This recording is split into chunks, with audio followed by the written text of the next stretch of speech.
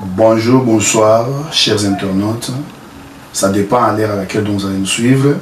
Nous sommes toujours dans notre émission Des ténèbres à la lumière. Nous avons reçu encore aujourd'hui pour la deuxième fois le pasteur Léon Kassongo.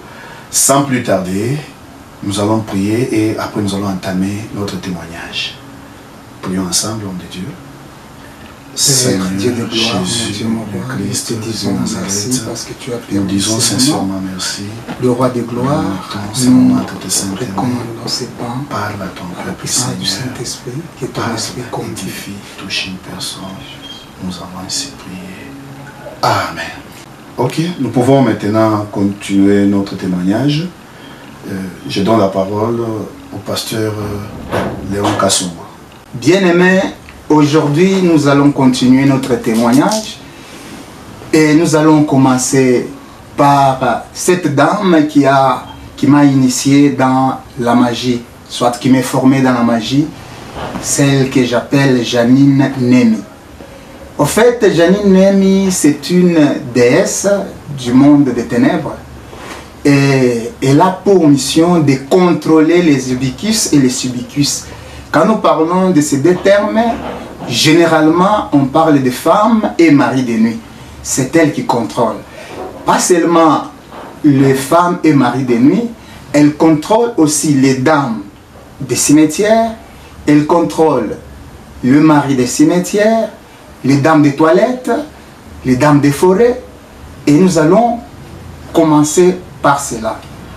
Son travail à elle, c'est pousser aux ébicus et les subicus de posséder davantage les gens et de compromettre même les mariages de certains. Et c'est pour cela nous allons commencer par l'introduction de ces messages. Je vais vous raconter une histoire.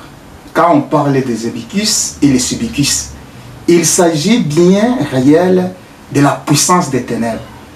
Il ne faut pas s'imaginer que les ubicus et les subicus, ce sont que des esprits, non. Il y a aussi les humains qui travaillent comme étant femmes et maris de nuit. Nous commençons par les humains. Les humains utilisent aussi la puissance de Janine Nemi pour envoûter, pour séduire, pour même faire des relations avec les humains.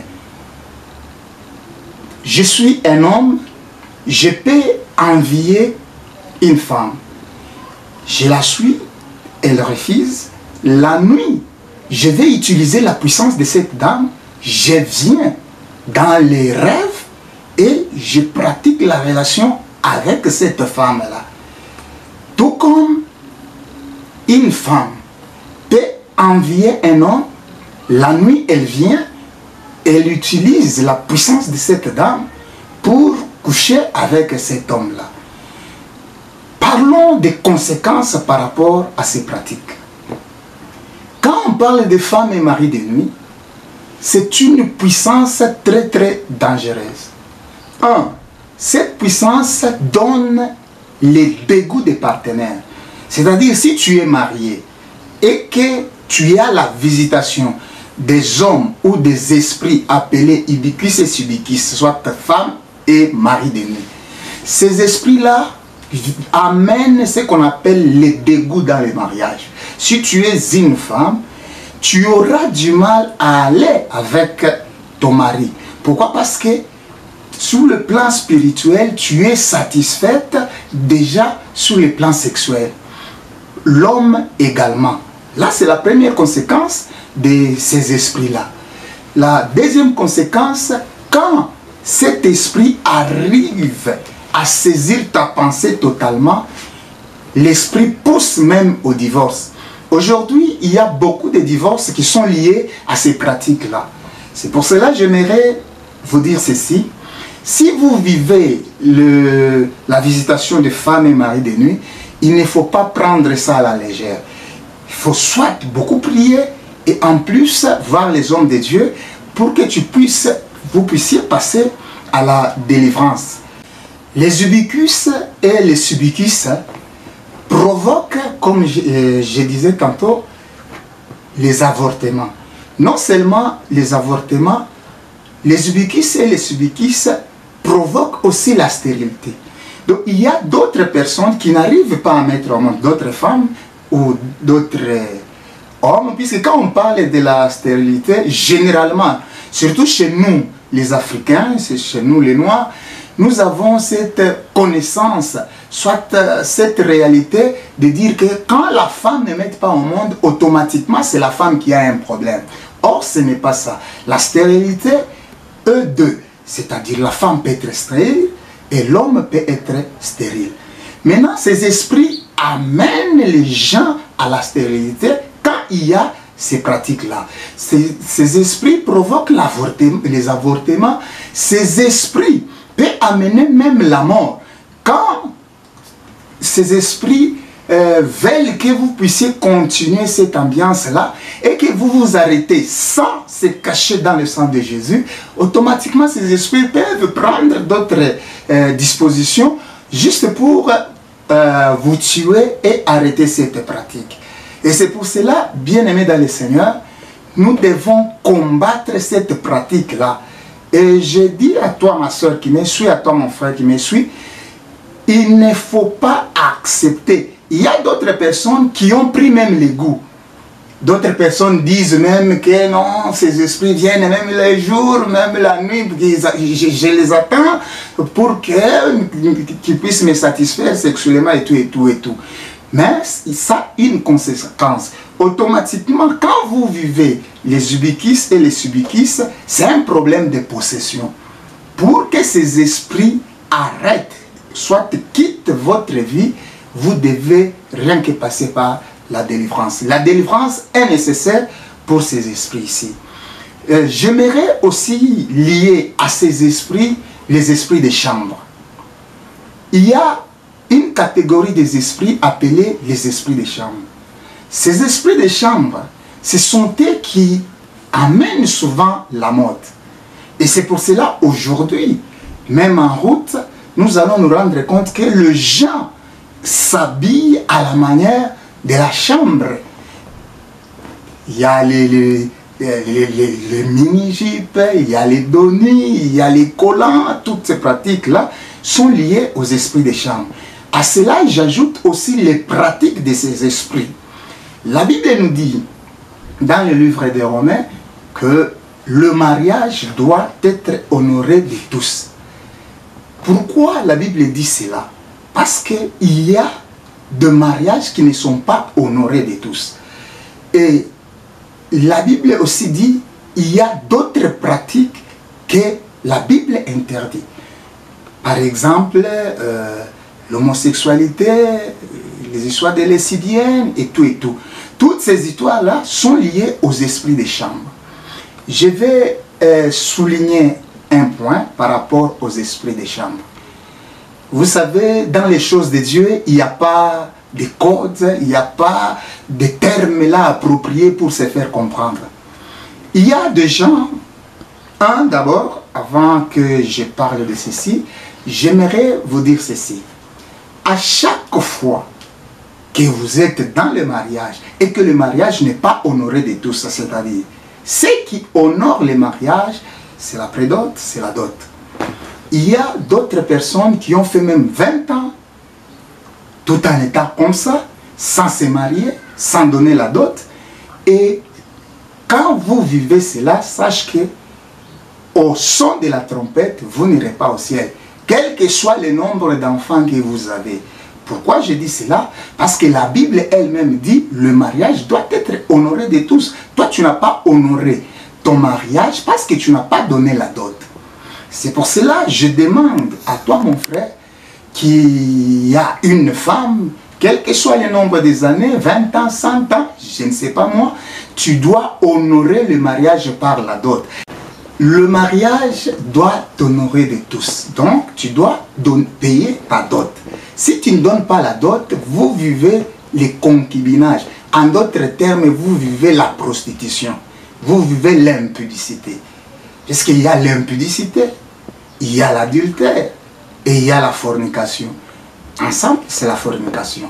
Mais l'impudicité en soi, c'est quoi? C'est tout rapport sexuel en dehors, avant le mariage. C'est ce qu'on appelle l'impudicité. Tout rapport sexuel avant le mariage. Alors, l'adultère, c'est tout rapport sexuel hors mariage. Maintenant, si vous êtes ensemble des années et qu'il n'y a pas la dot, sachez bien que votre mariage est lié à l'impudicité. Et ce sont ces esprits-là, les ubikis, les subikis, les esprits de chambre, ce sont eux qui vont prendre le monopole de votre mariage. C'est pour cela que dans certains mariages, il y a tant de problèmes, de difficultés, tout simplement parce que la porte est ouverte par rapport à la dot. Je demande à mon frère qui n'a pas encore prédoté de le faire. Il y a aussi les pratiques que le Seigneur n'aime pas. Par exemple, la fellation, fêler.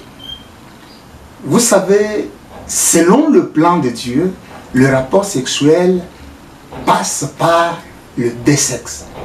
Mais il y a d'autres qui le font au travers de la bouche. Fêler, la femme peut prendre le pénis de son homme, il commence à fêler et tout, l'homme éjacule dans sa bouche. Cette pratique-là est liée aux esprits des chambres. Et c'est une porte ouverte aux esprits impurs, aux sorciers, aux agents de ténèbres. Il y a aussi le problème des léchés. Les vagins, c'est pour faire l'urine et pour recevoir l'homme, soit le sexe de l'homme. Mais pratiquement, il y a certaines personnes qui arrivent même au point de lécher le vagin de leur femme par amour et consort, tout ça. Alors cette pratique-là n'est pas biblique. Et c'est pour cela, bien aimés dans le Seigneur, nous devons faire très attention. Quand bien même nous aimons, mais nos pratiques restent liées à la vérité biblique. Il y a aussi ce qu'on appelle entrer par derrière, c'est-à-dire par l'anus. L'anus, c'est pour libérer, lâcher les matières fécales. Mais vous allez trouver un homme en train d'entrer par le derrière de la femme au nom de l'amour. Toutes ces pratiques-là, ce sont des pratiques démoniaques. Il y a aussi l'utilisation des condoms. Et cette pratique, généralement, passe même à la télé. On fait même des publicités, on met beaucoup d'argent pour les condoms et distribuer et tout, au nom de la protection, au nom des dispensations des enfants et consorts. Mais cette pratique reste démoniaque. Pourquoi je dis cela? Les condoms nous proviennent directement du monde appelé monde des Goldes.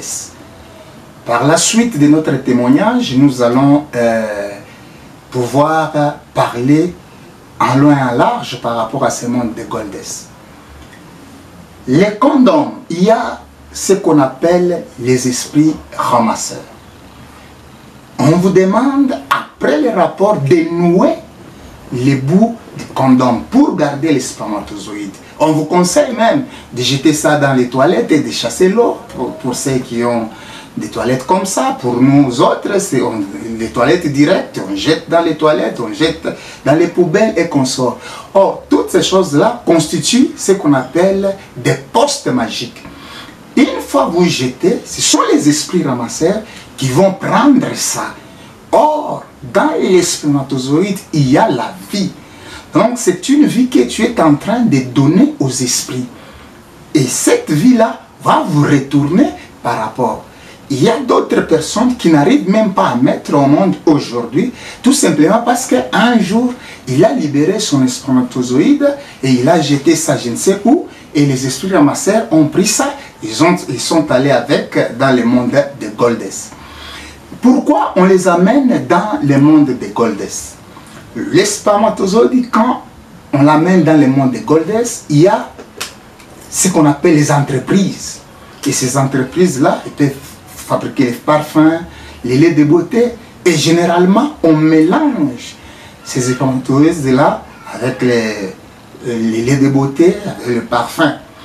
Après, quand on va les mettre sur le marché, vous allez vous rendre compte que toutes ces histoires-là renforcent la fornication au monde, l'impudicité au monde. Et c'est pour cela, vous allez remarquer, depuis qu'on a élevé cette pratique d'utilisation des condoms, la fornication est arrivée à son point culminant. Il n'y a plus de réserve par rapport à la fornication. Tout simplement, c'est la pratique des condoms.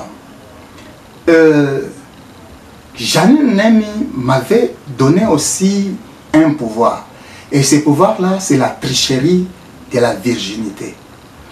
Beaucoup de femmes venaient me consulter pour qu'on puisse tricher. Même le maman accompagné de leur fille venait pour qu'on puisse tricher la virginité.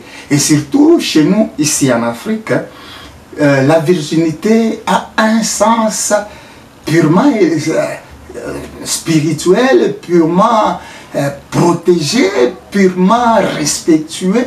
Alors, c'est ce qui fait que une fois une fille a perdu sa virginité, arrivé au moment du mariage, pour honorer la famille, venez vers moi pour que je puisse retourner, soi-disant retourner la femme à la virginité. Mais la femme, une fois déflorée, elle ne peut pas redevenir telle qu'elle était, quelles que soient les conditions.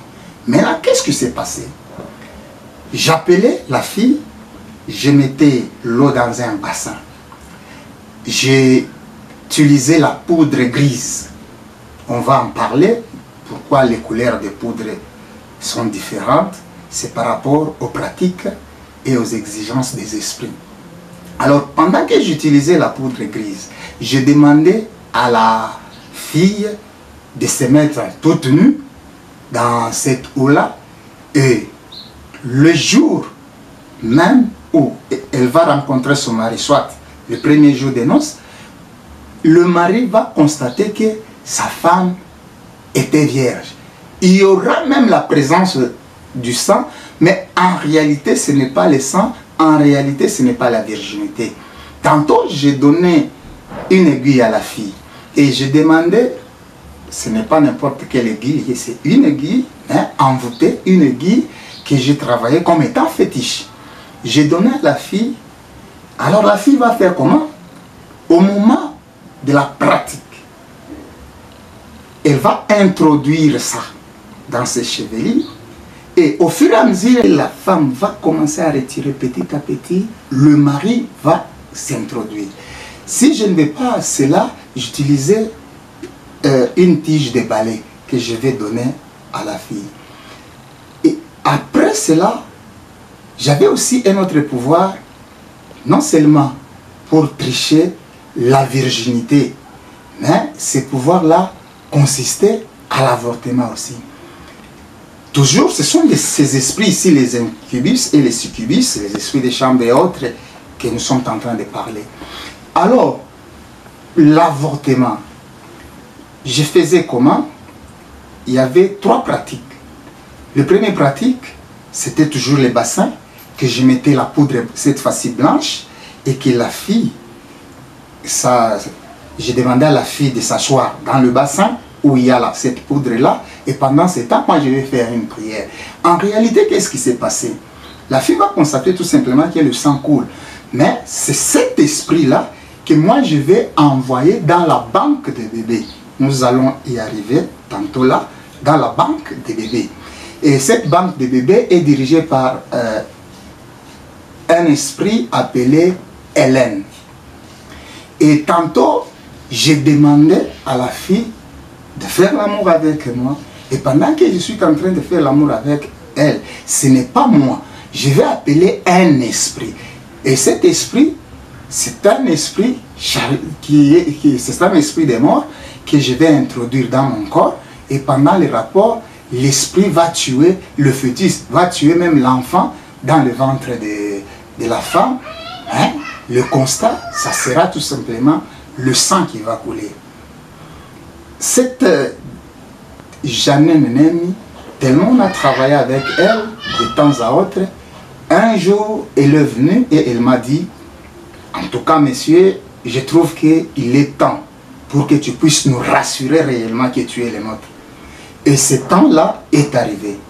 je lui ai posé la question de savoir qu'est-ce qui va prouver, soit qu'est-ce que vous voulez que je fasse afin que vous puissiez m'accorder un crédit. La Janine me dira, eh bien, il faut que tu épouses une femme qui est le nôtre, qui est des nôtres, c'est-à-dire une sirène. Je lui ai dit, ça va, je vais répondre. Je suis allé voir mon maître qui m'a initié dans la magie indienne. Et ce maître-là, je l'ai dit l'autre fois, que c'est Tambwe. Tambwe qui veut dire lion. Le maître me dira que, en tout cas, c'est une opportunité. Il ne faut pas accepter une autre femme. Demande tout simplement que je veux que c'est toi que je puisse épouser. Quand elle était venue, je lui ai dit cette parole. En tout cas, elle n'a pas accepté. Elle a dit non, non, toi tu ne peux pas m'épouser, il faut que tu épouses une autre femme qui est moins supérieure que moi. Moi, je suis tellement supérieur, tu ne peux pas me supporter. J'ai insisté, elle était partie. Un autre jour, elle est revenue. J'ai insisté parce que mon maître m'avait dit insiste jusqu'à ce que. Alors j'ai insisté, j'ai insisté, j'ai insisté. Un jour, elle est venue pour me dire voilà, elle m'a demandé que je puisse aller dans leur monde et je suis allé voir le maître Ntambwe, qui veut dire lion. Le maître m'a dit c'est bien, comme elle t'a donné les jetons et puis elle t'a montré comment y aller. Mais à une condition. Quand tu vas aller, ne s'étonne pas, tout ce que tu vas voir, ne s'étonne pas. Et puis, de deux, il ne faut pas avoir peur. Et de trois, il faut juste toucher, soit montrer de l'amour qu'à elle. J'ai accepté. La nuit, je suis allé au cimetière. Pourquoi au cimetière? Parce que le monde que je devrais aller, la porte était le cimetière. Quand je suis arrivé au cimetière, comme je vous ai dit l'autre fois, la clé pour ouvrir le cimetière, c'était le nom des gens et la date de décès. J'ai allumé une bougie devant la croix, je me suis parfumé comme d'habitude, et j'ai commencé à évoquer.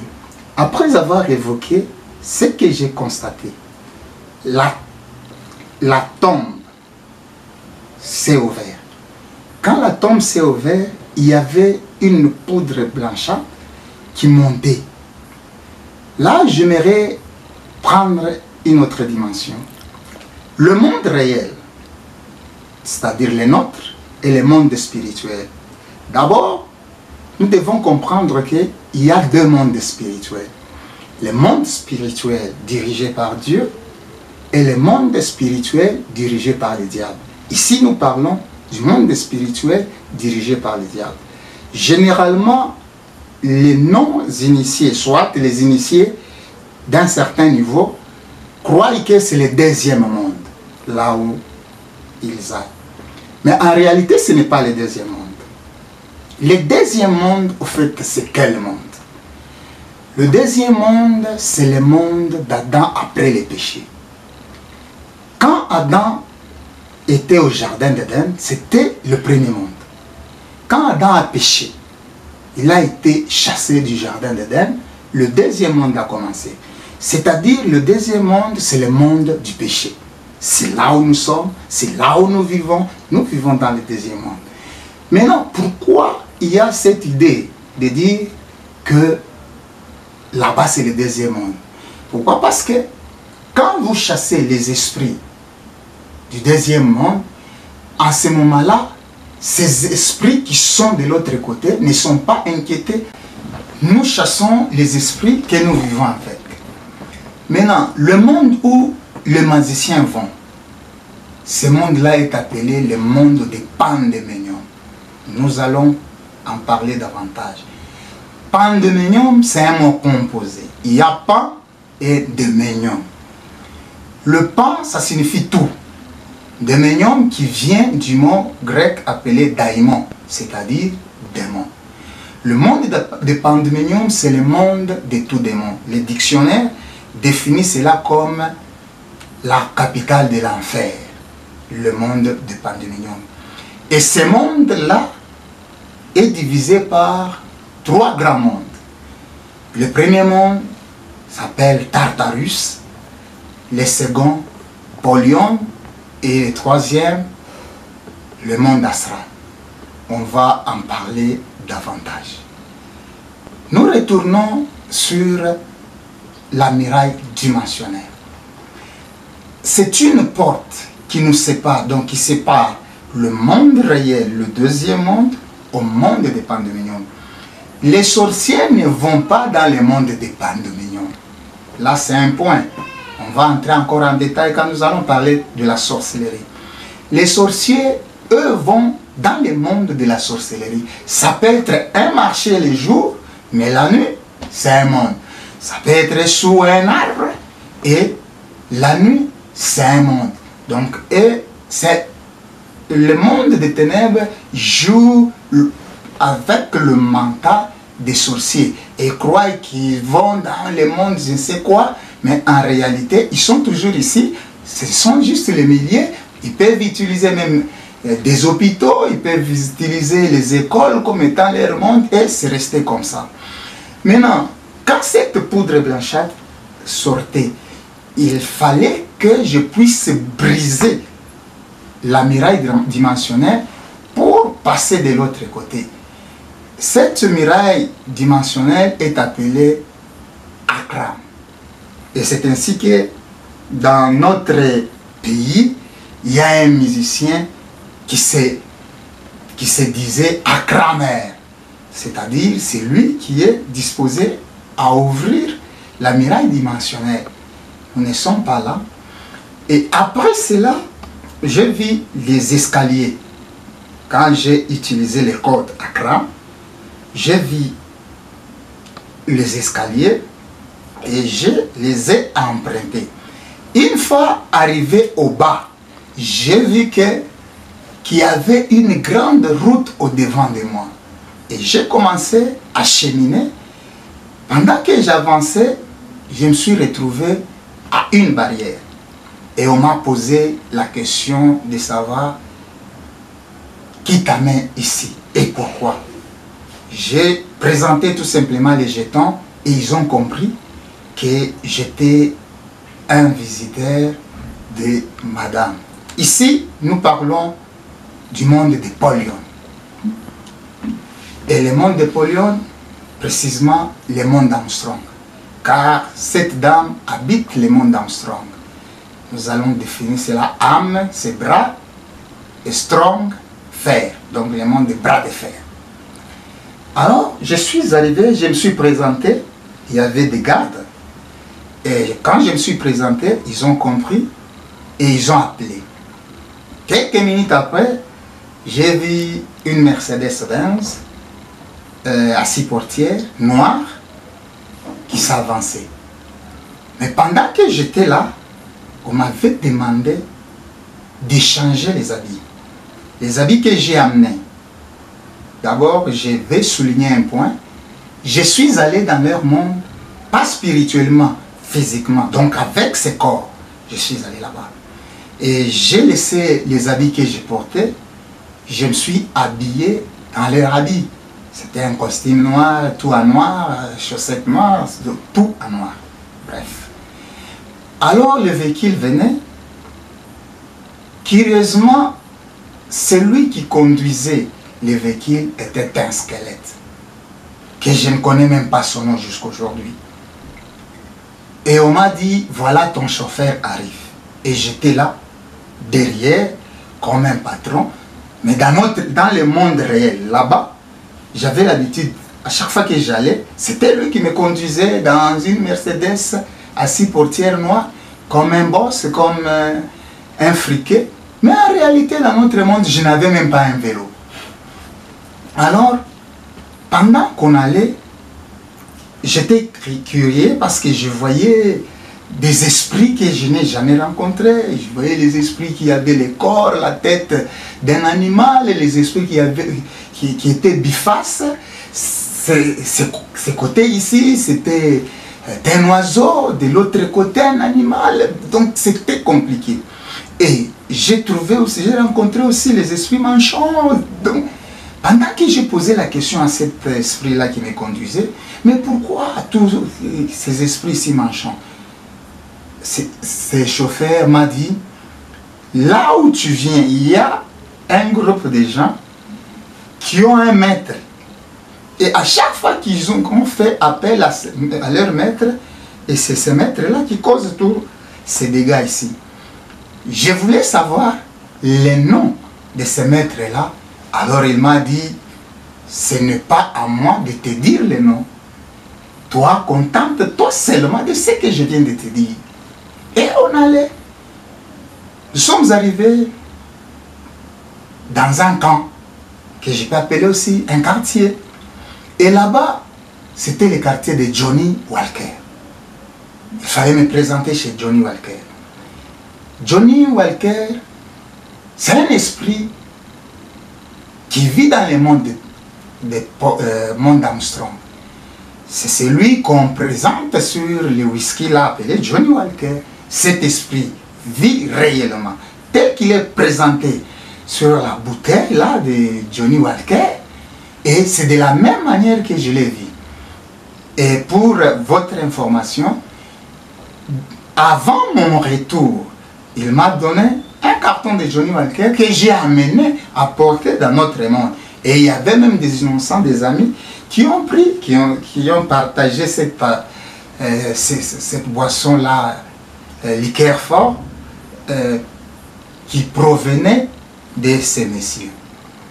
Et il est très colérique de nature parce que quand il te parle, c'est comme s'il est en train de te gronder, de te menacer, consort. C'est de cette façon-là qu'il lui parle.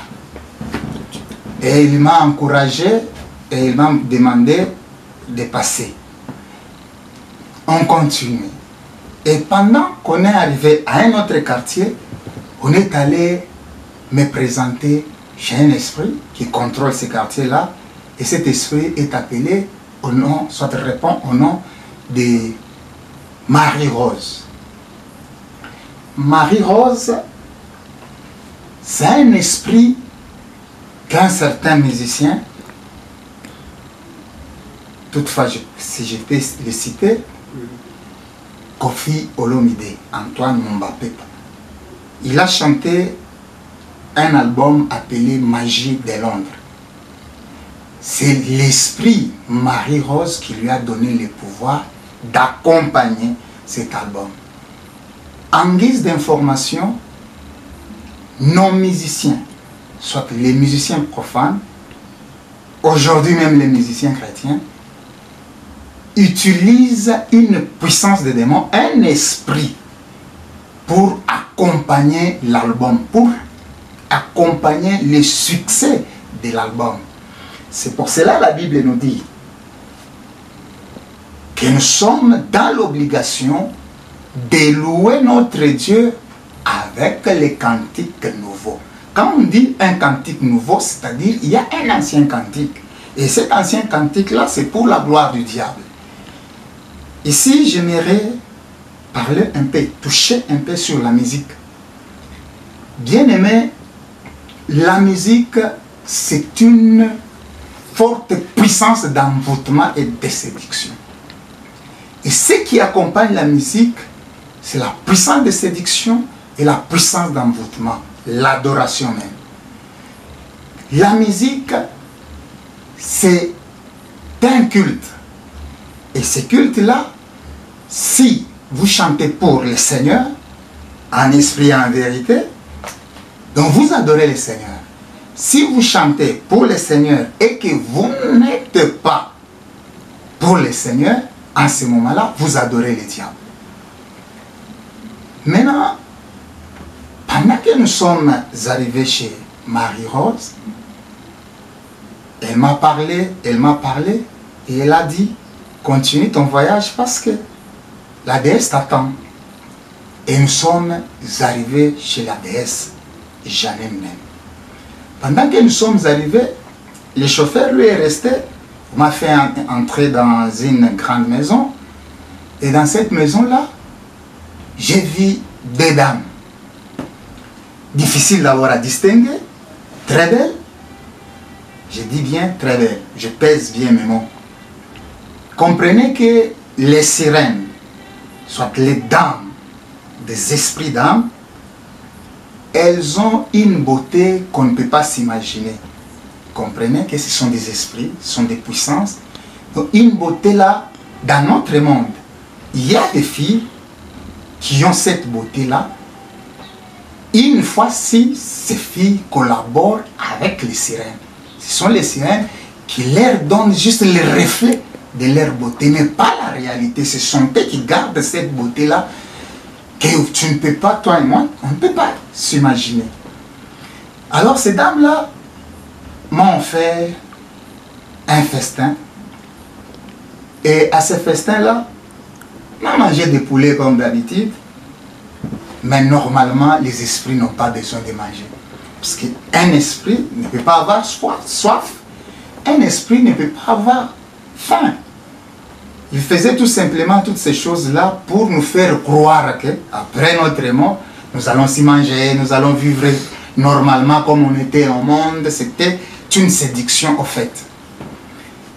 Et ces jours-là, je me rappelle, on m'avait donné le vin moussé que nous appelons champagne.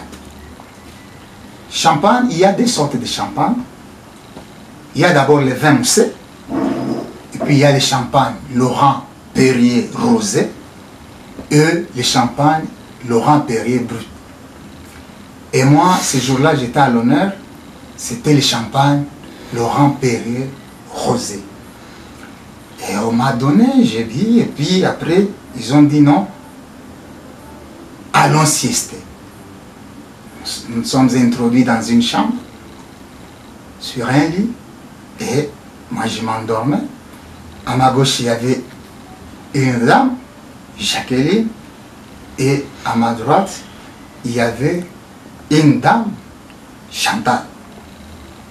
Ces dames-là, à l'époque, je ne connaissais pas leur nom. Soit ces jours-là, je ne connaissais pas leur nom. C'est juste après que Janine va me dire non, les deux dames qui t'ont accueilli, c'est Jacqueline et Chantal. Elles ont commencé à me séduire, à me toucher, à me caresser, et tout. Il est arrivé à un moment, d'abord j'aimerais vous dire ceci. La séduction de ces dames-là est tellement puissante, à telle enseigne que pour les résister, c'est tout un problème. Bien-aimés dans le Seigneur, il ne faut pas se jouer du monde des ténèbres si vous n'êtes pas réellement dans le Seigneur. Chemin faisant, nous allons comprendre pourquoi quand nous allons expliquer sur l'expérience, comment on travaillait, comment on envoûtait, comment on faisait des sortilèges, comment. J'avais tendance de lâcher, parce que c'est le corps humain, c'est la chair. C'est pour cela, j'aimerais te dire ceci. La Bible dit, fuyez l'impudicité. La Bible ne dit pas résister à l'impudicité. Allons à une dimension. Dieu dit, résistez au diable et il fuira loin de vous. Donc le diable peut être là pour vous séduire, pour vous envoûter. Vous avez le pouvoir de lui résister. Et la Bible dit, chassez les démons. Un démon peut venir, tu as le pouvoir de les chasser. Mais quant à l'impudicité, la Bible ne dit pas de résister. La Bible ne dit pas de chasser. Mais la Bible dit de fuir. C'est-à-dire prendre la poudre d'escampette. Il ne faut pas s'hasarder aux côtés d'une sœur que tu commences déjà à ressentir le besoin d'aller et dire que non, je vais lui résister. eh bien mon frère, ma soeur, ça serait compliqué. Je me suis rappelé de la parole du maître. Alors, j'ai résisté. Ils ont tenté, ils ont tenté, ils ont tenté et ils ont réalisé qu'on n'arrivera pas à leur fin. Et c'est ainsi qu'elles m'ont dit, va dans le salon, Janine t'attend. Alors quand je suis allé dans le salon, j'ai trouvé Janine.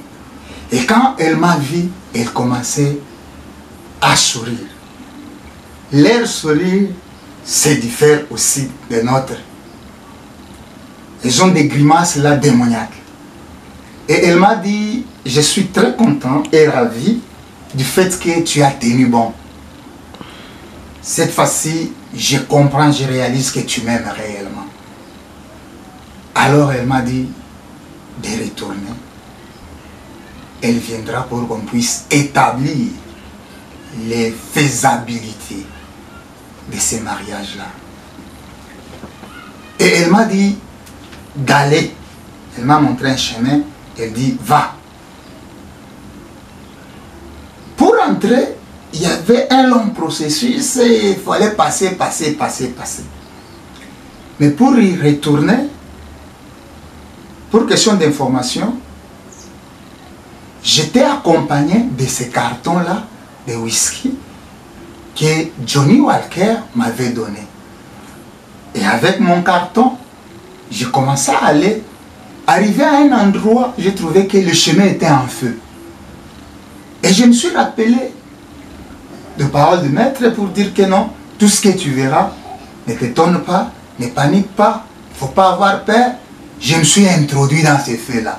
Et pendant que je me suis introduit dans les feux, j'ai marché un peu et je me suis rendu compte que j'étais au cimetière, juste devant la position à laquelle je me trouvais, c'est-à-dire à genoux devant la croix. Et j'ai fermé la tombe par une incantation et je suis retourné. J'ai rapporté ça au maître et le maître était très content pour dire que voilà, tu es devenu maintenant quelqu'un puisque tu as supporté, tu as surmonté. Quelques jours après, elle est revenue pour me dire que maintenant, il faut préparer notre mariage. La dot, c'est l'eau de la mer Rouge, c'est-à-dire le sang. C'était la dot. Parce que les esprits n'ont pas besoin d'habits. Les esprits n'ont pas besoin d'argent. Les esprits n'ont pas besoin de chèvres, encore moins de couvertures. Pas même besoin d'huile ou du sel. Toutes ces histoires-là que nous demandons dans notre monde, et n'ont pas besoin. Donc, la dot, c'était le prix du sang. Et pour cela, j'étais obligé de sacrifier. Que le Seigneur soit glorifié parce qu'il m'a pardonné. J'ai sacrifié une âme. Et la personne était décédée. J'étais le nom de la personne pour juste besoin de s'éviter des problèmes. On a fixé le rendez-vous pour le mariage. Et cette fois-là, je devrais encore y retourner. Par la même voie, je suis allé dans ce monde-là. Mais cette fois-là, toujours en noir, costard noir et tout en noir, on m'a dirigé dans une salle que j'ai trouvé les gens. Et pendant que je suis entré, c'était pour la première fois de voir Satan, Lucifer, Satan. Il était aussi à ces mariages-là. On m'a présenté la chaise pour dire que voilà le mari de la déesse Sirène des mers, déesse Janine Nen. Et j'étais assis. Quelques minutes après, Janine Nen est venue, elle était assise à mes côtés. Et pendant qu'elle était assise, c'est lui qui avait agrémenté cette soirée-là. Il a fallu qu'il y ait un musicien de chez nous. Et ces musiciens qui a agrémenté cette soirée-là, c'est les musiciens, chez nous on l'appelle Jossa Nyoka Longo. C'est lui qui a agrémenté la soirée. Il a commencé à agrémenter, mais pendant que Lucifer était venu, on a changé de musique, on a mis la musique rock d'Elvis Presley. Laissez-moi vous dire que la musique rock, c'est une musique appropriée, c'est la musique aimée du diable. C'est la musique qui vénère plus, qui adore même plus le diable que d'autres rythmes de musique rock. Et c'est pour cela que vous allez même remarquer dans des concerts rock, il y a des histoires horribles qui se passent. Vous pouvez voir un musicien en train d'uriner sur les gens et les gens applaudissent, donc ils trouvent ça normal. Les gens se déshabillent, d'autres font même l'amour en pleine salle, donc c'est compliqué. Tout simplement parce que là où il y a la musique rock, c'est là où le diable se sent réellement glorifié. Et puis il est arrivé au moment où de se passer les bagues, et la dame m'a donné une bague.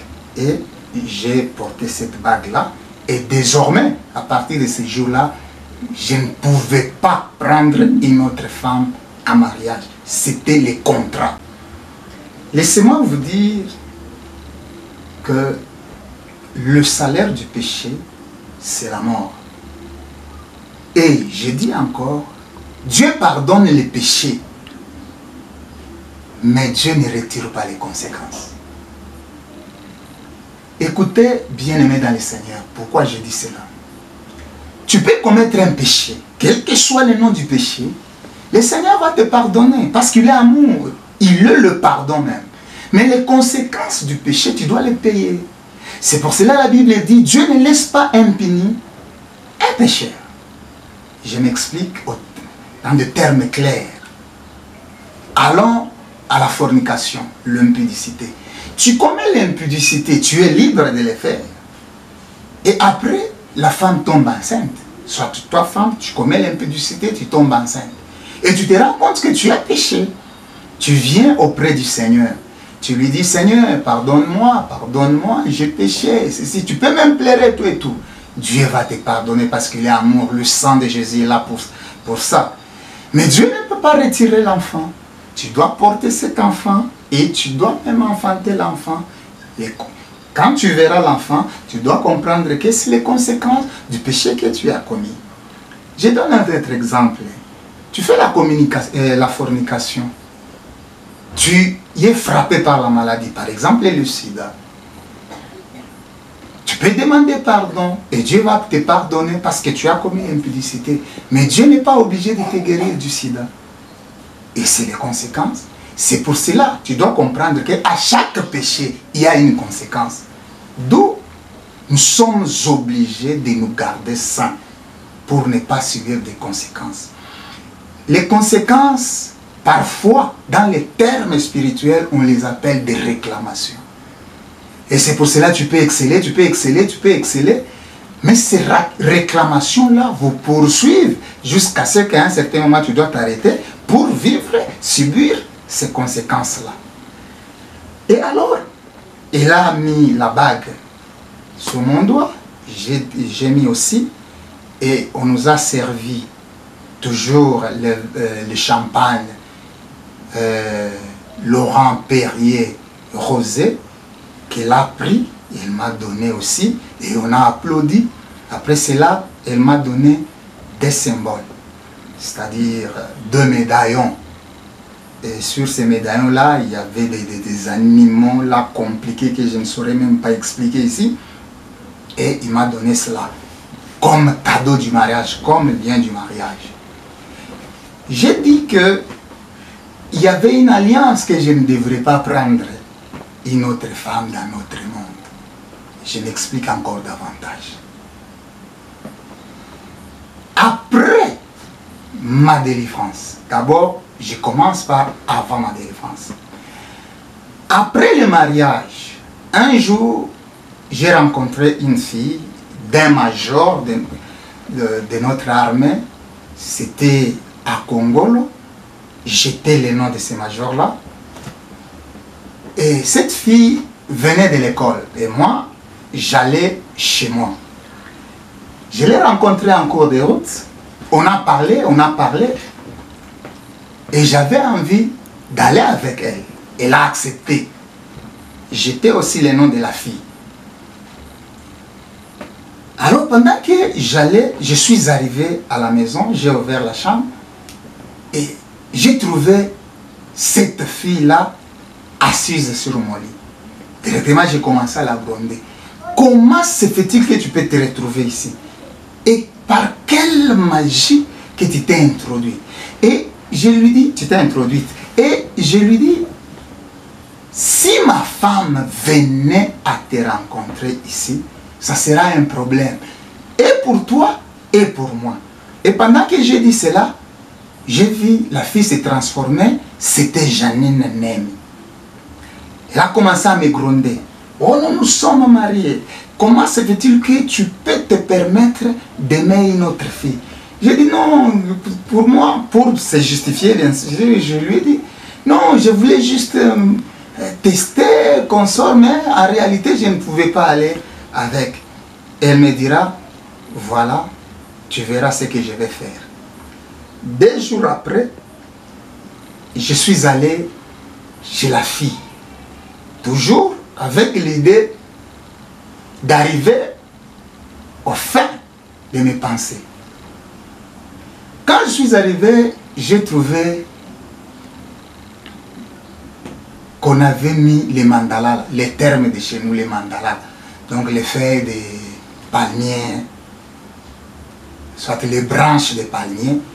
Ils ont mis d'habitude, à Congo, s'il y a un deuil, ce sont ceux-là qu'on mettait pour que les gens puissent s'asseoir juste en dessous pour que ça serve de l'ombrage et qu'on sorte. Et quand j'ai posé la question, on me dira que cette fille était morte déjà. Et on l'a même enterrée. Je me suis affligé.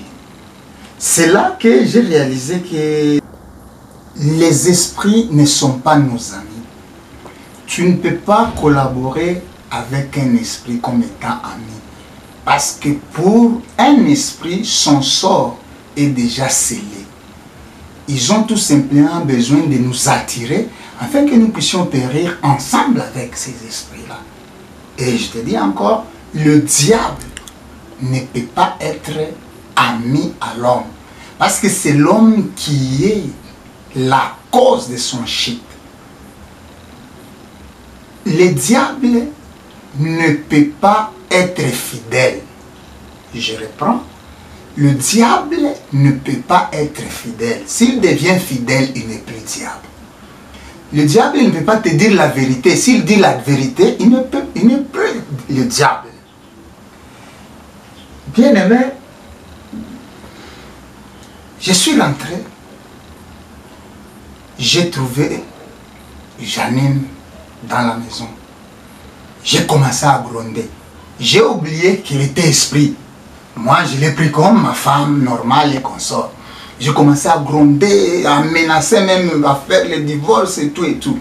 Et elle m'a dit, tu veux divorcer avec moi? Tu verras. Elle est partie. Cette même nuit-là, mon pénis s'est allongé au point d'arriver même à dépasser les genoux. Pour porter, j'étais obligé de nouer le pénis autour de ma hanche et porter même 3 sous-vêtements pour garder. Alors quand je suis allé dire ça, raconter ça à mon maître, il me dira, toi continue tout simplement à préparer ce qu'elle a toujours voulu avant qu'elle vienne. Le premier jour, j'ai fait, une semaine était passée. La deuxième semaine était passée. La troisième semaine, j'ai préparé comme d'habitude. Avant qu'elle vienne, il fallait préparer les tartines, les cacahuètes, les bananes et consorts. J'ai préparé et je me suis endormi. Et à chaque fois qu'elle devrait venir, je n'avais pas le droit de saluer une femme, quelle que soit ma mère, quelle que soit ma soeur, je n'avais pas droit de saluer par la main, bien sûr, une femme de n'importe quelle nature. Alors, je m'endormais, juste pendant mon sommeil, j'ai compris que, et j'ai ressenti la présence d'une personne qui me réveillait en me chatouillant, à me caresser et tout et tout. Et je me suis réveillé, je me suis rendu compte que c'était elle.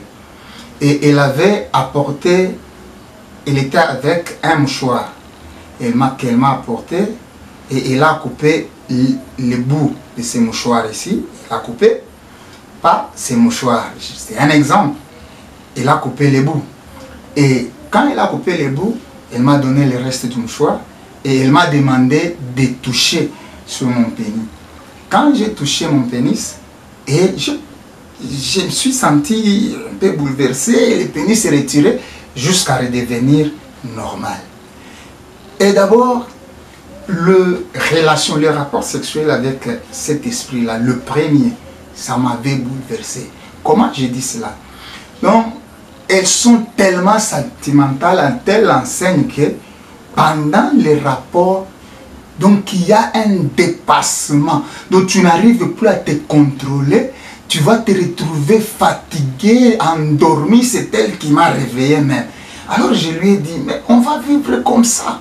Et c'est alors qu'elle me dira que ces mouchoirs que je te donne, c'est le mouchoir Mami Wata. Le mouchoir Mami Wata a 33 pouvoirs. Nous allons parler de ces pouvoirs-là par la suite. Et on continuait à vivre avec cette dame normalement comme une femme. Donc à chaque fois qu'elle m'apportait de la nourriture, elle me donnait même des habits. Mais bizarrement, ce n'était pas beaucoup d'habits. Elle m'avait apporté juste 3 habits. Mais ces 3 habits-là, je pouvais les porter comme je les voulais. Si je veux un veste, l'habit va se transformer en une veste. Si je veux un jean, l'habit va se transformer en un jean. Si je veux un tissu, une culotte, ainsi de suite. C'est pour cela que j'aimerais vous dire quelque chose. Il ne faut pas envier une personne par rapport à sa façon de s'habiller, à sa façon d'être. Pourquoi? Parce que tu ne sais pas les habits qu'elle porte, si ce sont des véritables habits ou ce sont des histoires, ce sont c'est la puissance même du monde des ténèbres. La dame préparait pour moi, mais je n'ai jamais vu là où elle a allumé le feu pour préparer. Je n'ai jamais vu là où elle a acheté les histoires. Moi, j'ai trouvé tout simplement à manger sur la table. Tantôt c'est la viande, tantôt c'est la poulet, et les poulets, tantôt c'est les poissons. Bon. En réalité, toutes ces histoires-là, ce n'étaient pas des vrais poulets. Parce que dans leur monde, il n'y a pas de poulet. Dans leur monde, il n'y a pas de la viande. Donc c'était de la chair humaine que j'ai mangé régulièrement. Il est arrivé à un certain moment, elle m'a dit non, il ne faut pas continuer tout simplement à m'attendre ou à me demander de préparer pour toi. Je vais te donner un abonnement au cimetière et tu vas aller au cimetière pour commencer à manger. Là, nous allons entrer en détail quand nous aurons le temps de parler sur le monde des cimetières. Avec cette dame, Janine ici, elle était avec moi partout, à partir du jour où elle m'a apporté les mouchoirs. Un jour, je me rappelle, j'ai travaillé, là c'était à Kisangani, j'ai travaillé à un hôtel à 5 étoiles appelé Palm Beach de Général Kikunda Ombala Lontin du groupe CAFCO. Et pendant que j'ai travaillé, c'était tard. À l'époque, j'habitais de l'autre rive, à Lubunga. C'était vers 1h comme ça. Et j'étais accompagné avec un j'étais accompagné d'un cuisinier appelé Papa Étienne. Et quand nous sommes arrivés au beach, soit au port, il n'y avait qu'une dernière pirogue qui devrait traverser. Et alors, Papa Étienne m'a demandé de monter. Moi, je lui ai dit non, je ne monte pas parce que tu vas me trouver de l'autre côté. Papa Étienne m'a dit non, même si tu as le pouvoir, je sais, tout et tout, mais tu ne sauras pas tout ça. Je lui ai dit, monte, tu vas me trouver de l'autre côté de la rive. Et pendant que la pirogue faisait route, j'ai appelé Janine. Elle m'a apporté les tapis roulants magiques. Et nous sommes montés sur les tapis roulants. Une fois montés, on s'est retrouvés de l'autre côté et je les attendais. Quand ce papa-là est arrivé, donc la pirogue est arrivée, quand ce papa m'a vu, il était effrayé et il a répandu cette épreuve-là au niveau du travail. Et les gens commençaient déjà à me craindre et d'autres à me solliciter pour le pouvoir magique. Encore avec cette dame-là, il y a une autre expérience que j'ai faite avec lui. Et cette expérience-là, c'était un jour, le 25 décembre, un jour où on devrait célébrer le dieu Zeus. Le jour communément appelé Noël. On va en parler en détail quand nous aurons à parler sur la magie universelle, appelée la magie catholique, soit la magie sainte, Santa Marie. Et j'avais acheté le parfum Aïcha, j'ai travaillé ces parfums-là, j'ai envoûté ces parfums-là. Je devrais traverser d'abord, laisser le parfum travailler. Après le travail, je devrais encore rentrer pour faire la cérémonie.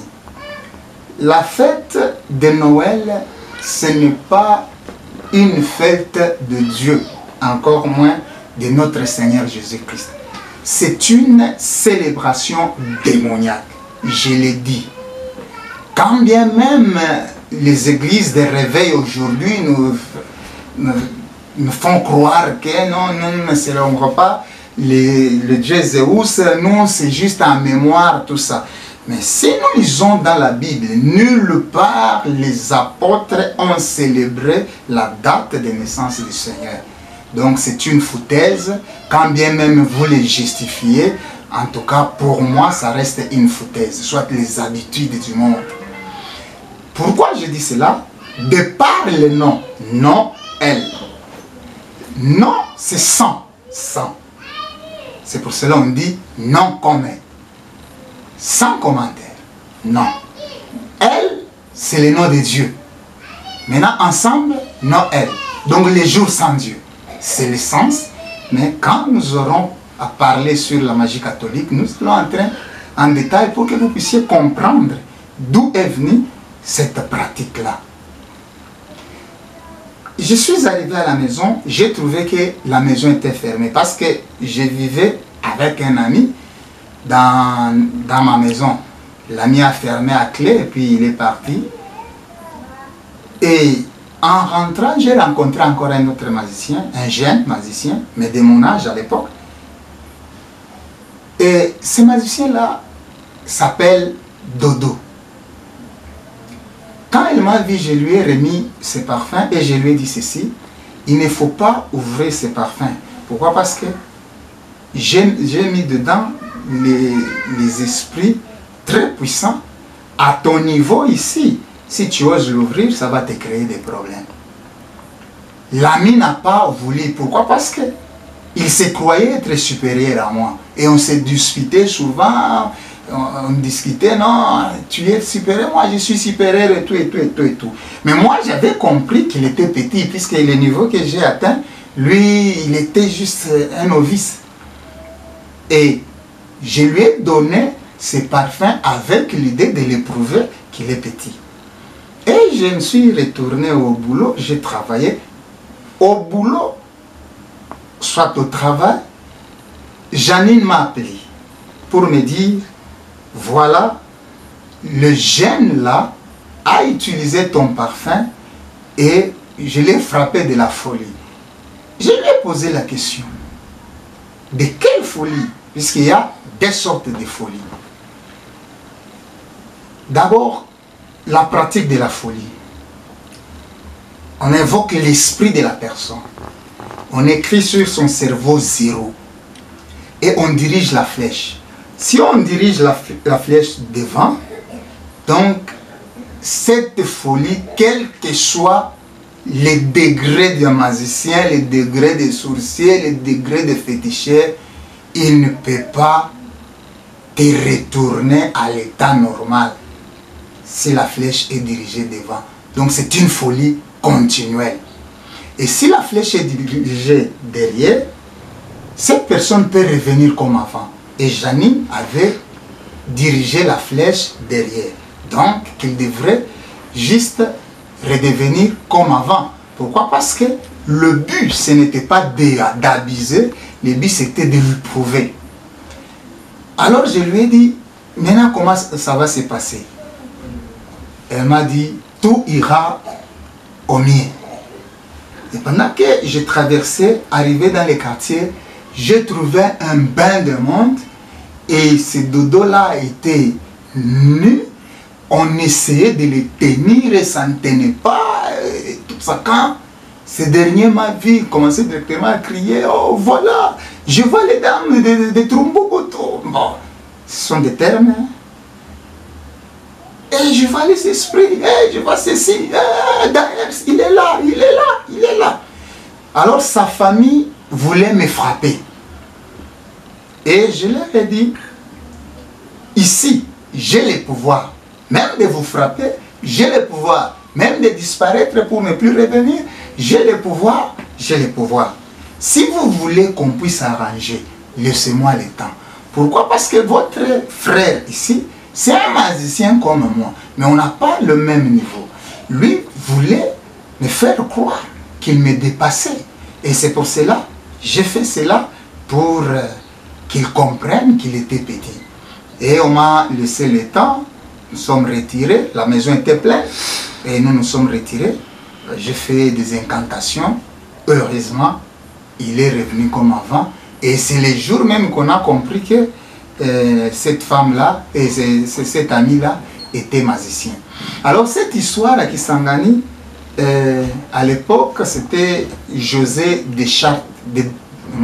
Deschartes-Meng, les journalistes qui étaient saisis de cette histoire, et même les images passaient à la télé, et c'est en ce moment-là qu'on m'appelait tout Kisangani, tout Kisangani, tout et tout.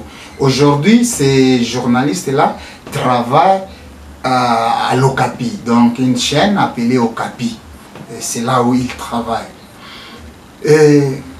Janine Nemi, c'était une femme, un esprit. Avec lui, on a eu des enfants. Chantal et Nathalie. Mais en réalité, aujourd'hui, je n'accepte pas que c'est mes enfants. Pour une simple raison. Scientifiquement, des races donnent les hybrides. C'est-à-dire une race intermédiaire. Un blanc et un noir, vous ne pouvez pas mettre un noir totalement, encore moins un blanc totalement. Mais Chantal et Nathalie, elles étaient toutes blanches. Comment il a conçu? D'abord, je m'explique par rapport à cela. Les grossesses spirituelles font 40 jours. Donc si une femme est grosse, elle va mettre au monde pendant 40 jours. C'est pour cela, un sorcier, peut-être une fille comme ça, elle te dit qu'elle a 5, 6 enfants dans le monde des ténèbres. En réalité, ce sont les esprits déjà existants qui se font passer par les enfants par rapport au mariage là des ténèbres. Un jour, je suis allé toujours dans le monde là pour la visite Et la dame me dira que non, tes enfants te réclament, elles veulent que tu cohabites avec eux et tout et tout et tout. J'ai répondu à la dame, il y aura un temps où, selon notre contrat, que je devrais venir. Il ne faut pas anticiper cela. Maintenant, un jour, elle m'a dit, alors je vais te faire visiter le monde que tu ne connais pas. Là, il s'agit du monde astral. Elle m'a donné des paramètres et j'ai fait, comme je vous ai dit, au cimetière, la muraille dimensionnelle était ouverte et je me suis introduit. Quand je l'ai rencontrée, elle a commencé à me guider. Nous sommes arrivés à une barrière. Comme j'étais avec elle, il n'y avait pas moyen qu'on puisse me poser des questions et tout. Nous sommes passés. Quand nous sommes passés, ce que j'ai constaté, à gauche, il y avait un camp. Et ce camp-là s'appelle le camp des travailleurs. À droite, il y avait 3 voies. La première voie qui menait juste vers le monde des esclaves, l'autre vers le monde des Goldes et l'autre vers le séjour des morts. Maintenant, nous sommes passés, arrivés à un rond-point, une bifurcation, il y avait un esprit. Et cet esprit-là est appelé le prince Talos. Ce prince, c'est un esprit qui a seulement un œil, ici. Nous avons 2, mais cet esprit a seulement un œil ici. Et alors cet esprit-là, il est porteur d'un arc. Celui qui est le prince Talos, c'est lui qui contrôle le monde, qui représente même Satan dans le monde astral. Et c'est lui qui contrôle dans le monde astral. Et l'esprit a parlé avec Janine, qu'on était dans une visite, je vais lui faire visiter et tout et tout. On a travaillé, nous sommes partis, on a fait à peu près 15 km de marche, nous sommes arrivés à un endroit où il y avait 3 maisons. Et ces 3 maisons-là, on les appelle les maisons des génies. Et quand nous sommes arrivés, elle m'a dit, non, ici c'est les travailleurs, ce sont ces esprits qui travaillent dans le four. Donc, nous allons y arriver. C'est ces esprits qui travaillent dans le four.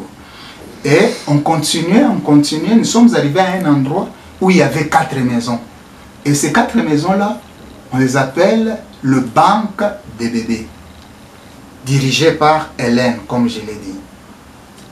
Et quand nous sommes arrivés, ce que j'ai constaté, il n'y avait que des pleurs d'enfants, des bébés qui pleurnichaient, Quand j'ai posé la question, c'est alors Hélène me dira que non, ce sont des avortants, ce sont les enfants qu'on a avortés qui sont ici. Alors, ces enfants, ils sont en train de pleurer pour réclamer leur innocence par rapport aux femmes et aux hommes qui ont causé l'avortement. Ici, bien aimé, j'aimerais souligner un point. Quand il y a un fœtus dans le ventre d'une femme, c'est déjà une âme, c'est déjà un humain. Quel que soit le jour, quel que soit le temps. Une fois que vous avortez, cet esprit-là se dirige dans ce monde-là appelé banque de bébés. Et cet esprit vous réclame. Si vous mourrez sans se repentir, vous allez trouver l'enfant là que tu as avorté en train de te réclamer là-bas et ça va te coûter cher. Et c'est pour cela que j'aimerais te dire ceci. La Bible nous dit que le sang d'un humain, le sang versé par un humain sera réclamé par Dieu. Et nous le savons très bien. C'est l'histoire de Caïn et Abel. il y a d'autres enfants que nous cherchons au travers, soit sous trichement des magiciens, des occultistes, des féticheurs. Ces enfants proviennent de cette banque-là appelée la banque des bébés. C'est pour cela, il y a d'autres enfants qui, si ces enfants proviennent de cette banque-là, ne dépassent jamais 6 mois. Pourquoi? Parce que c'est déjà un esprit. Cet esprit va vous faire croire tout simplement que tu as mis au monde et tout, 6 mois après, l'enfant va mourir. Mais il y a d'autres enfants qui sont esprits incarnés. C'est-à-dire, tu es allé voir un féticheur, un magicien, il fait des gris-gris, il te donne un enfant. Maintenant, cet enfant-là, ce n'est pas un enfant réel. C'est un vieux, c'est un grand, c'est un démon qui a vécu même avant ta naissance. Et cet enfant-là sera, dans notre terme, on parle de Shindikana. Donc, un enfant qui ne comprend rien. Tu peux lui dire ceci, il lui répond. Il peut même arriver au point, il commence à te taper, à faire de n'importe quoi, à voler des histoires, à provoquer des problèmes, des querelles avec les gens. Et toi, tu ne vas pas comprendre que tu es allé voir un féticheur pour avoir cet enfant-là. Donc, ce sera un enfant à problème. Tout simplement parce que cet enfant a été cherché dans un mauvais sens. Et par rapport aux enfants cherchés, il y avait aussi les enfants volés. Ce sont des enfants qui vivaient normalement. Ce que je peux te dire maintenant, ça peut te bouleverser, mais sous le monde spirituel, c'est une réalité et j'ai vécu cela. À chaque fois que les gens venaient me voir pour chercher les enfants, le diable ne peut pas crier et le diable n'a jamais crié. Ça, tu dois comprendre. Qu'est-ce que je faisais? Je prenais ma baguette de divination. Je me dirigeais souvent au marché. Pourquoi? Parce que dans un marché, il est difficile de se bousculer, et plutôt il est facile de se bousculer sans qu'il y ait un constat quelconque.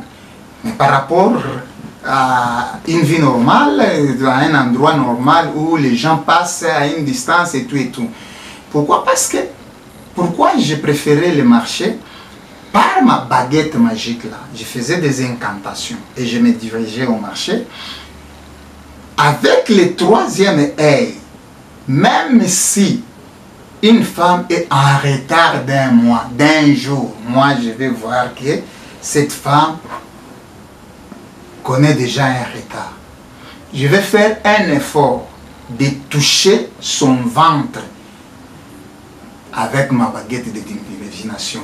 Une fois que je touche et que j'arrive à la maison, je vais évoquer l'esprit de cet enfant-là. Et la femme va constater qu'elle a fait un avortement. Mais en réalité, c'est un transfert. Et je vais prendre cet enfant-là, je vais mettre dans le ventre de ma cliente et la cliente va mettre au monde et l'enfant sera normal et elle va vivre normal. Mais l'enfant sera possédé. Pourquoi? Parce que la voie par laquelle elle est passée, c'est une voie diabolique, satanique. Et c'est ça que je voulais juste insister. Et quand on a quitté ces quartiers-là, on a avancé, on a trouvé encore 3 autres maisons appelées maisons des ouvriers.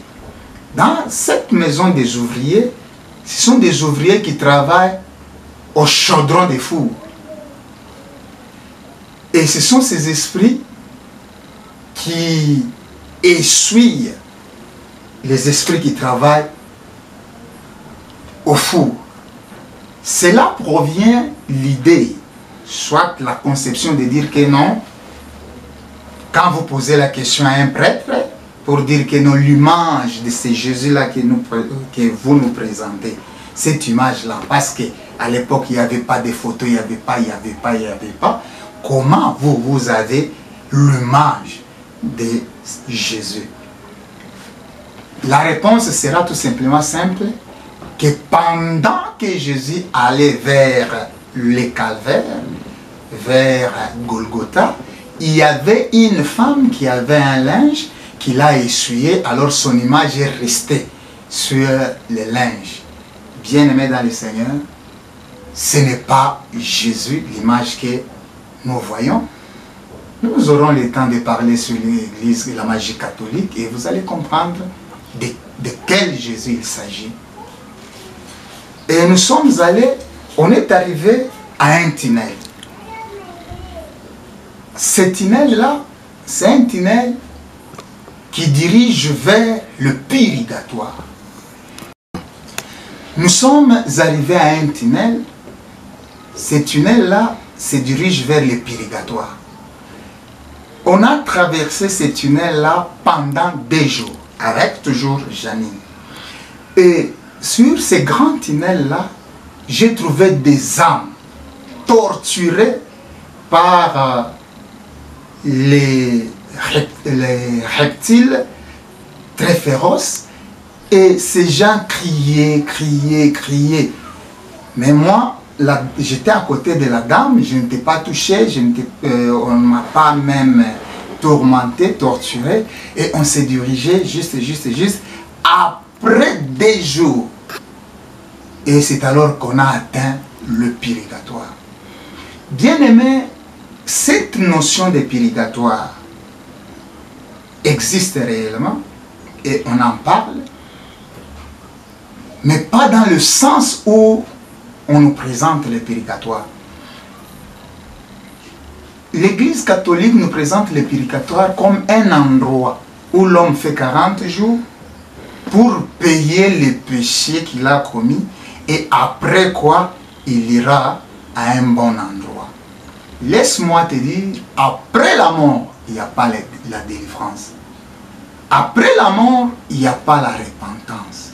Si quelqu'un est déjà décédé, vous pouvez même organiser un culte de jeûne de 40 jours, 40 nuits. Il n'y aura rien de changeant dans sa vie.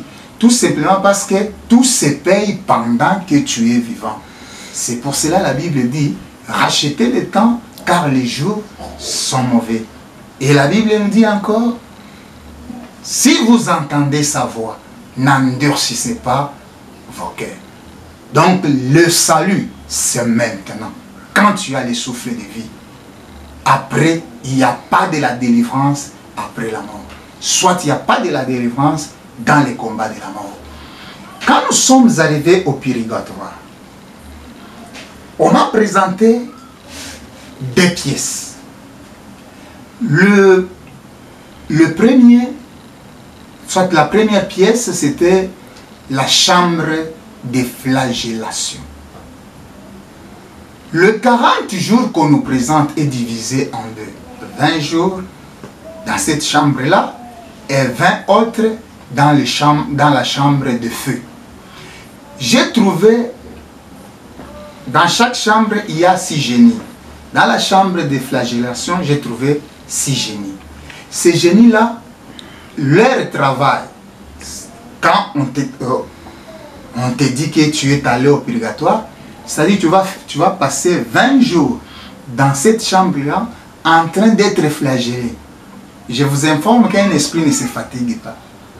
Et quand un esprit te frappe, pour lui, il va te frapper jusqu'à ce que les 20 jours arrivent. Et une fois si on te fait quitter dans cette chambre-là, on va t'amener maintenant dans la chambre de feu. Tu vas encore commencer à vivre la GN avant même la GN. Et tout ça, c'est le diable, c'est le monde des ténèbres qui a organisé ça. C'est pour cela, bien aimé dans le Seigneur, le diable encore, c'est un mauvais diable. Je ne dis pas qu'il y a un bon diable, non. C'est une façon de dire qu'en Satan, il n'y a rien de bon, il n'y a rien de bien, il n'y a rien d'espoir. Tout simplement parce qu'avec lui, rien que la désolation, rien que les souffrances. Et j'ai trouvé encore d'autres 6 génies, et ces 6 génies-là, leur travail, c'est garder. Ce sont des gardiens du purgatoire. On a quitté le purgatoire, nous sommes arrivés à un endroit qu'on appelle Gereza. J'ai trouvé un grand nombre de gens. À Gereza, on garde, soit c'est une prison des âmes qui sont sacrifiées à Satan. C'est là où, quand Satan a besoin du sang humain, puisqu'il se nourrit du sang humain pour renforcer son mal à lui. Et quand il a besoin de 5 litres, comprenez que c'est une personne qui a besoin. Quand il a besoin de 100 litres, vous prenez 5. Fa autant pour trouver les 100 litres. Et la dame m'a présenté, et je vis les gens en train d'être ligotés là-bas et tout et tout. Ici, je vous dis, il y a d'autres personnes qui vivent dans notre monde ici. En réalité, ils sont prisonniers en Gereza. C'est juste les jours où Satan va les doiter. Dans notre monde, on va constater que la personne, soit que les personnes sont mortes. Et c'est comme ça que ça se passe. On a quitté ce monde de Gereza, nous sommes arrivés au four.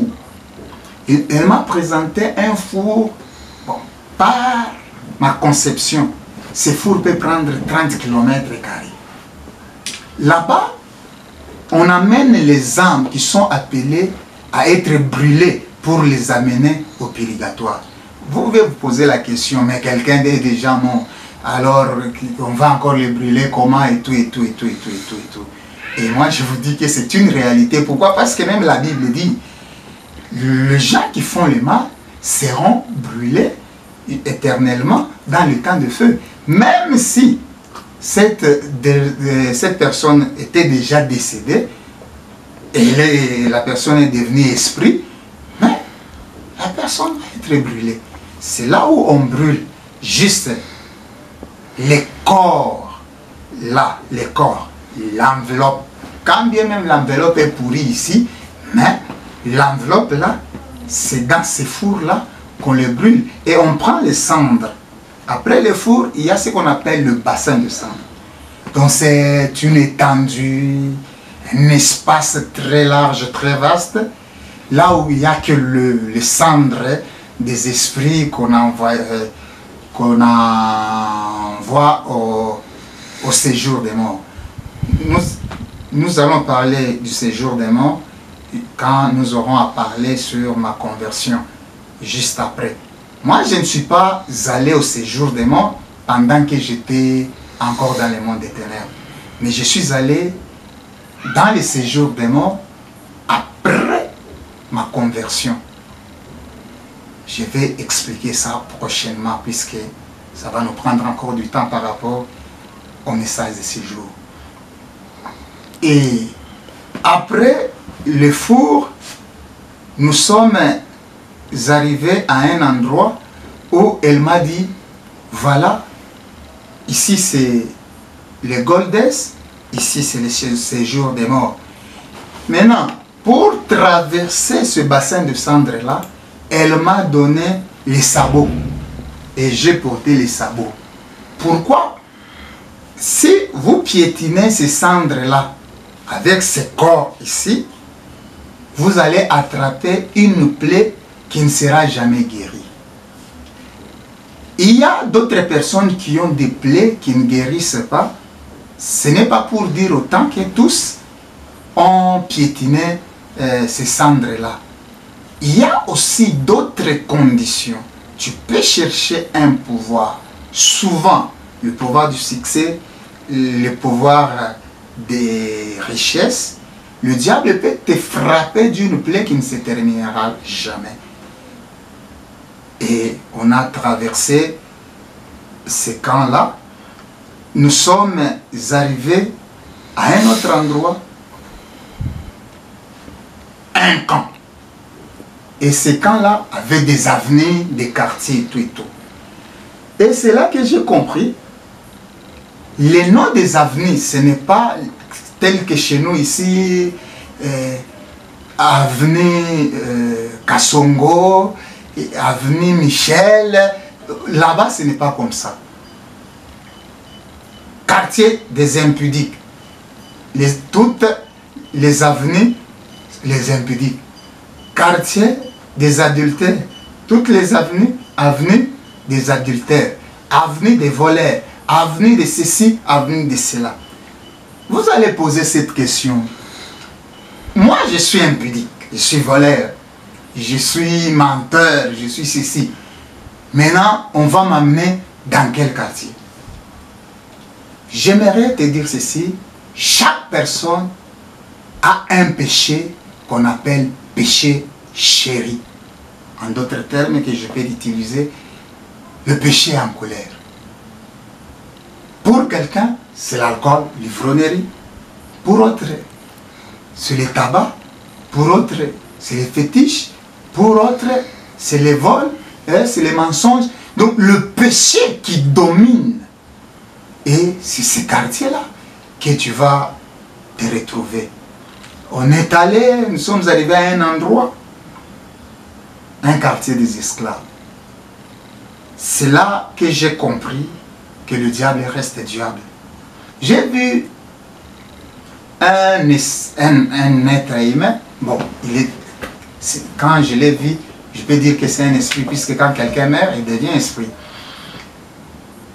Un musicien célèbre, ici chez nous on l'appelait grand maître, Franco Luambo Makiadi. La façon dont je l'ai trouvé là-bas, ça m'a tiqué. J'ai posé même la question à madame. Pourquoi? Parce que je l'ai trouvé qu'il était d'abord enchaîné. En plus d'être enchaîné, il avait un cadenas ici au nez, il avait un cadenas ici, il avait un cadenas, donc cadenassé, enchaîné. Quand j'ai posé cette question, je lui ai dit, madame, comment expliquer? Ce monsieur, c'est un grand, parce que quand on l'appelait grand maître, ce n'était pas un nom au hasard. Réellement, il était grand maître dans le monde de ténèbres, dans l'occultisme. Elle me dira, non, toi tu ne viendras pas ici parce que toi tu es fidèle. Et tu seras à mes côtés et à côté de tes enfants. Et elle me dit, Luambo Makiadi, il a trahi, il a donné d'autres pouvoirs tout en gardant. Donc Luambo croyait que si il donnait tout son pouvoir, tout ce qu'il avait, donc d'autres personnes pouvaient se jouer, le tuer et consort. Alors il a donné une partie des histoires et il a gardé d'autres. Le monde des ténèbres ont compris, c'est maintenant ou jamais, puisqu'ils peuvent nous quitter, soit ils peuvent nous abandonner. C'est pour cela, j'aimerais te dire, si tu veux abandonner, que je souhaite que tu abandonnes normalement. Parce que le monde où tu vis, soit la vie que tu es en train de mener, c'est une vie qui va droit dans la perdition, vers la perdition. Et on a quitté, nous sommes arrivés à un autre endroit. J'ai trouvé un jeune garçon du quartier qui était décédé, enchaîné. Et ce dernier va dire que je puisse aller dire à sa famille que non, tu m'as trouvé ici et que la famille a intérêt d'accepter le Seigneur, d'avancer avec le Seigneur pour ne pas se retrouver dans les conditions que ces garçons étaient. C'était très difficile que je puisse réaliser sa demande pour deux raisons. La première raison, si je disais à sa famille que voilà, j'ai rencontré votre fils, il vit comme ça, comme ça, comme ça. La famille va me dire comment tu l'as su et comment tu l'as vu, où tu l'as vu. Et par là, ça va passer comme si j'avais contribué à la mort de leur enfant. Des deux. Moi, j'avais la mission et l'obligation de combattre la foi, de combattre l'église, de combattre l'évangile. Si j'arrivais à la famille, dire que votre frère est en train de souffrir là-bas, comprenez, il faut accepter le Seigneur et aller pour ne pas souffrir, c'est moi qui serais frappé. Peut-être on devrait me tuer. Pourquoi? Parce que Là, c'est changer de mission. C'est les trahir, en fait. Et après, nous sommes allés et on s'est retrouvés à un aéroport. Là où il y avait les avions, comme les aéroports de notre monde ici. Elle m'a dit, je vais t'offrir une opportunité. Tu vas m'accompagner à une réunion. Et c'était le 11e mois, un certain mardi de l'an 90. C'était les jours où nous nous sommes retrouvés à cet aéroport-là. Et on a pris place dans l'avion, on a décollé dans le monde des ténèbres. Et pendant qu'on volait, elle me dit, nous allons à Pointe-Noire, c'est-à-dire Congo-Brazza, le pays voisin de notre. Il y a une réunion de grands que je voulais aussi que tu participes parce que tu es devenu toi aussi grand. Et on a voulu arriver à Pointe-Noire. L'avion a atterri à l'aéroport de la Pointe-Noire et il y avait des véhicules qui nous attendaient. Comprenez que le voyage a commencé dans le monde des ténèbres avec l'avion du monde des ténèbres et cet avion a accosté, soit est arrivé même dans notre monde et à l'aéroport, nous sommes descendus et on nous a dirigés à une salle. C'est là où j'ai compris, j'ai rencontré des grands, bon, grands entre guillemets, puisque la Bible dit, c'est lui qui veut être grand, soit serviteur des autres.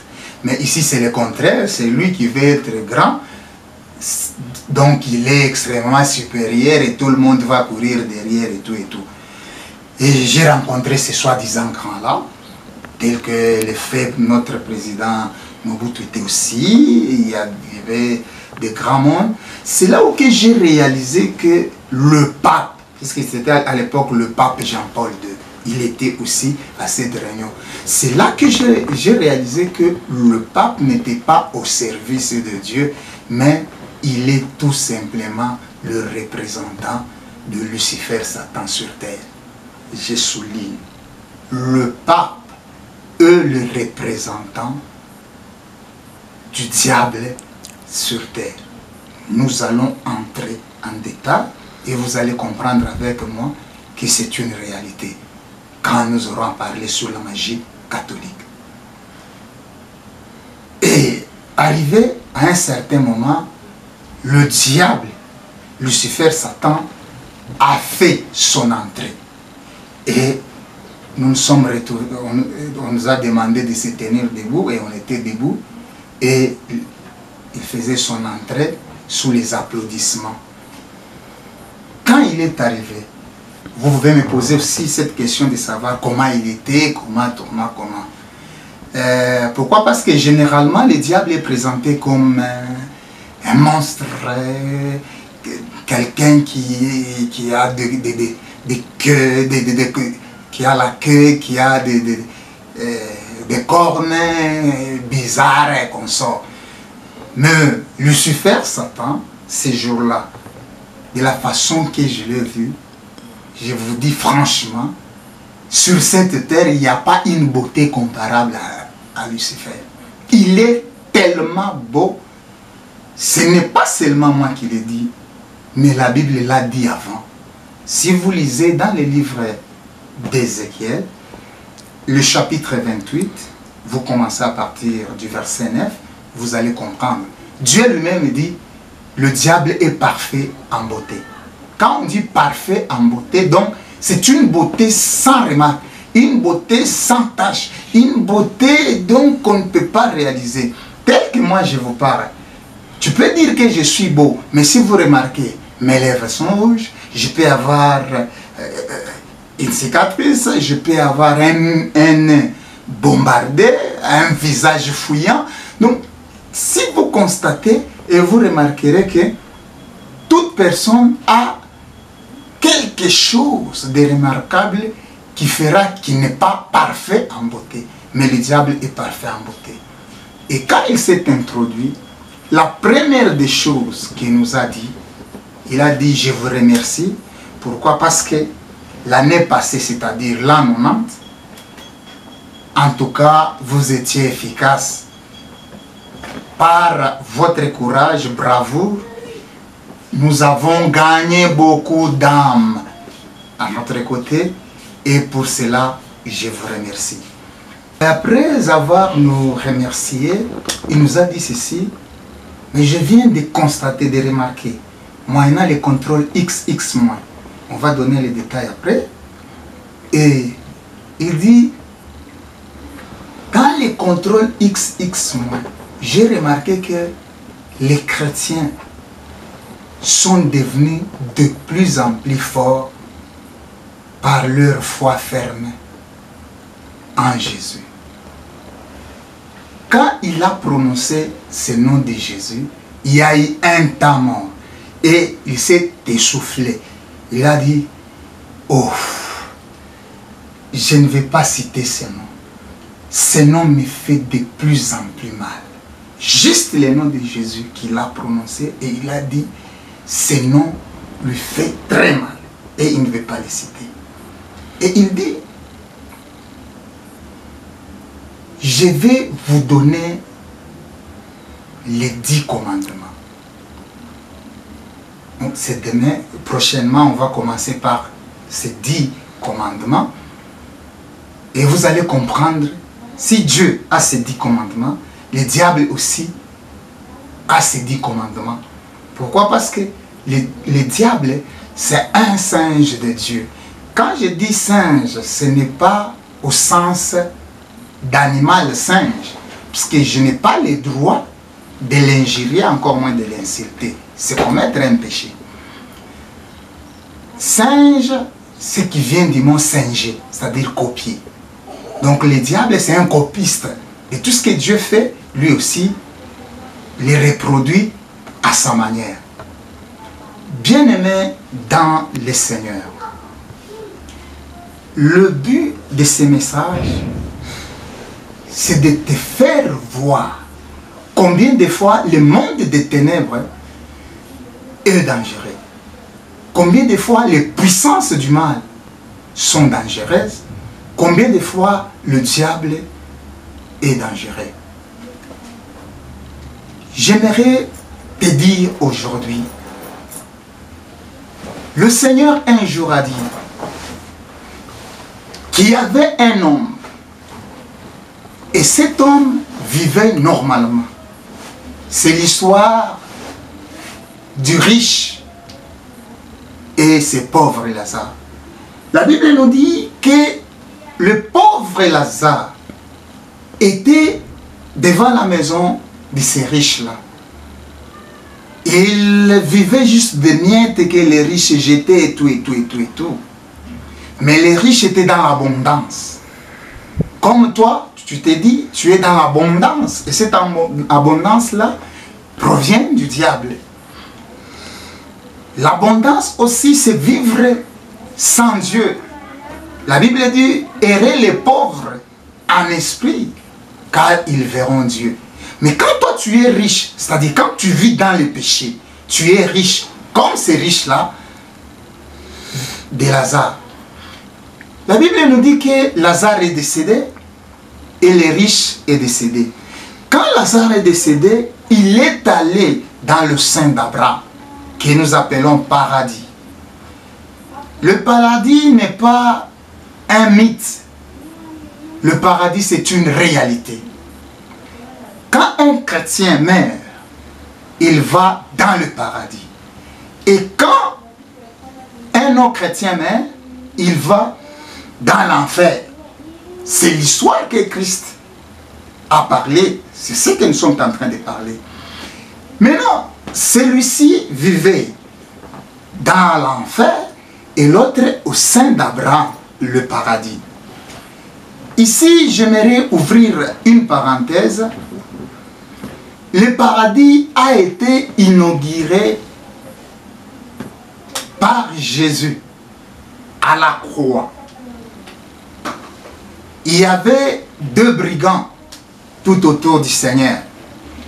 L'autre a dit, si tu es Seigneur, si tu es Messie, sauve-toi et sauve-nous. L'autre disait, lui est un innocent, il n'a rien fait. Mais ce que nous avons fait et ce que nous sommes aujourd'hui, nous payons les prix de nos forfaits. Il a ajouté une parole pour dire, Seigneur, quand tu reviendras dans ta gloire, ne m'oublie pas.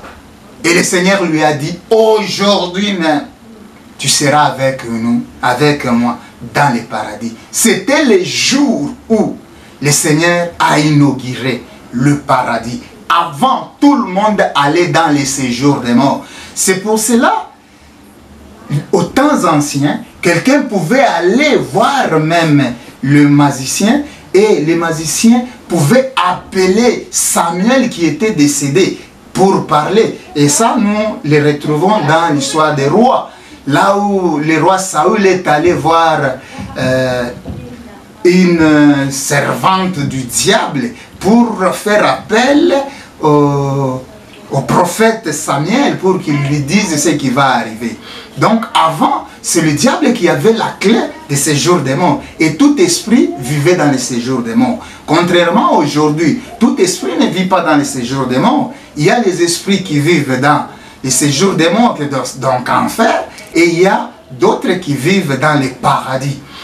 Maintenant, l'histoire de cet homme-là riche, quand il s'est retrouvé dans l'enfer, tellement les tourments étaient atroces, le fait était réel, il a dit à Abraham, que Abraham dit à Lazare de doigter même, de mettre même son doigt dans l'eau et de me projeter même une goutte pour que je puisse étancher ma soif.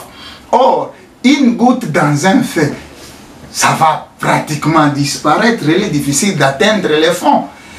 Maintenant, lui a réclamé. Il est arrivé même au point de dire que, en tout cas, s'il y a moyen, envoyer même quelqu'un pour aller dire, parce qu'il avait 5 frères, aller dire à mes 5 frères de ne pas pécher, de ne pas vivre les contraires de la voie du Seigneur, pour qu'ils ne puissent pas se retrouver dans la condition à laquelle je vis. Mais la réponse du Seigneur était, soit la réponse d'Abraham était que il n'y a pas d'abord de relation entre toi et nous. Donc il n'y a pas la relation. Il n'y a pas cette liberté de quitter un lieu pour aller à un autre lieu, c'est-à-dire quitter l'enfer pour aller au paradis et retourner. Une fois dans l'enfer, c'est l'enfer. Une fois dans le paradis, c'est le paradis. Et il a dit ceci, que là où tes frères vivent, il y a des prophètes qu'ils écoutent. C'est maintenant ou jamais. Toi qui m'écoutes, toi qui suis ce programme, j'aimerais te dire ceci. Si vous entendez sa voix, n'endurcissez pas vos cœurs. Tout simplement parce que le temps est là pour vous. Une fois, tu vas te retrouver mort. Tu dois te rappeler de ces jours. Pourquoi? Parce que au-delà, il n'y a pas le pardon. Ça sera l'enfer. Ce que j'ai vu, ce que j'ai vécu, je ne le souhaite pas. C'est pour cela que j'aimerais te dire ceci. Bien-aimé dans le Seigneur, saisis les moments, saisis le temps, car le temps est là, la grâce est là. Il y aura un jour où la grâce ne sera plus là et ça serait très compliqué. Bien-aimé dans le Seigneur, toi qui nous écoutes, j'aimerais que tu puisses comprendre que le monde des ténèbres n'est pas une histoire, mais c'est une réalité. Et le salut, c'est une réalité. Pour aujourd'hui, nous sommes presque à la fin. Nous allons continuer. Mais avant de terminer, j'aimerais vous recommander dans le nom du Seigneur. Nous allons prier. Père céleste, Seigneur Jésus-Christ de Nazareth, je recommande mes bien-aimés entre tes mains. Je sais que le diable n'aime pas que l'homme puisse écouter et saisir le sens du message. Mais j'aimerais que tu puisses briser tout esprit d'endurcissement. Que tu puisses briser tout esprit qui ne confesse pas ta Seigneurie en vérité et en esprit. J'aimerais, Seigneur Jésus-Christ de Nazareth, que le Saint-Esprit puisse accompagner ces messages, afin que le Saint-Esprit travaille dans le cœur de l'homme, pour que tout celui qui m'écoute puisse saisir l'opportunité, puisse saisir ce temps, afin qu'ensemble, un jour, nous puissions te glorifier, nous puissions être ensemble à tes côtés. C'est pour cela, Seigneur Jésus-Christ de Nazareth, je détruis en ton nom, Seigneur, tout esprit de poursuite, tout esprit d'endurcissement. C'est dans les noms précieux et glorieux de notre Seigneur Jésus-Christ de Nazareth que j'ai ainsi prié avec action de grâce. Amen. Bien-aimés dans le Seigneur, chers internautes, nous vous remercions pour votre disponibilité, mais nous vous demandons de vous abonner encore massivement, d'intéresser et de partager cette vidéo pour ne plus manquer nos prochaines émissions. Nous allons nous retrouver dans la prochaine émission avec le volume numéro 3 du témoignage de notre pasteur Léon Kassongo. Ciao.